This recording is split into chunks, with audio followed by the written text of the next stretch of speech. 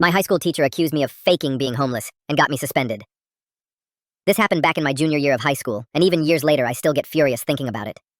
Buckle up, because this one's long. So, I, 17 years at the time, was going through probably the worst time of my life. My mom and I had just been evicted.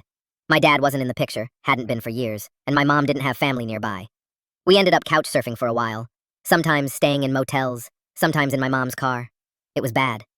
Through it all, I tried to keep my school life somewhat normal.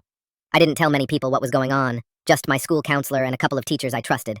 I was working a part-time job to help cover food and gas, and I still managed to keep decent grades.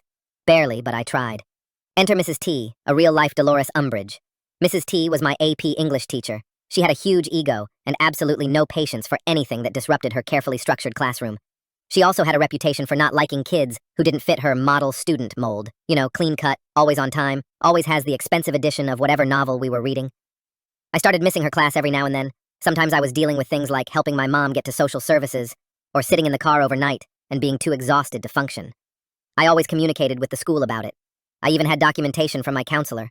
But Mrs. T, she didn't care. One day she pulls me aside after class and says, and I quote, "If you're trying to get sympathy points by pretending you're some kind of street urchin, it's not working.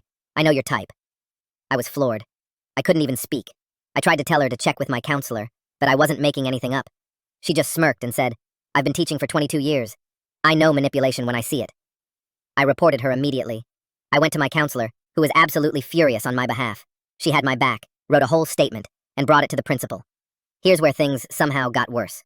Apparently, Mrs. T preemptively reported me for chronic dishonesty and inappropriate behavior. According to her, I had created an elaborate fiction to gain leniency on late assignments and missed classes.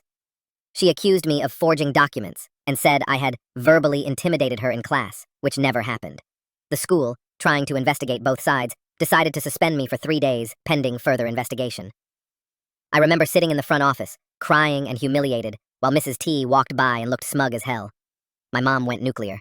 She marched down to the school, brought every piece of documentation we had, eviction papers, police reports, even emails from the motel we'd stayed at.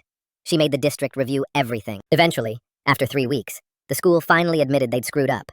They cleared my record, reversed the suspension, and made me do some makeup work to get back on track. Mrs. T was spoken who, but never apologized. She kept teaching like nothing had happened. I transferred out of her class the next semester. Senior year, she tried to give me a fake smile in the hallway once. I didn't even look at her. Years later, I found out she retired early after getting investigated for a different student complaint. Something about racially biased grading. Surprise, surprise. I still think about how many other kids like me she might have treated like that. I was lucky to have a mom and a counselor who fought for me, but not everyone does. So yeah, screw you, Mrs. T.